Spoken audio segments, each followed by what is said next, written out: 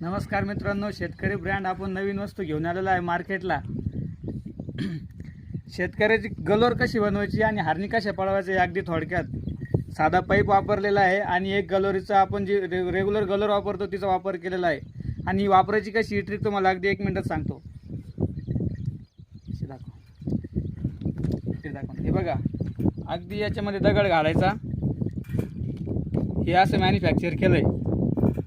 ही system अशी use केल्यानंतर असा दगड याच्यामध्ये फसवायचा नाही. असं फसवल्यानंतर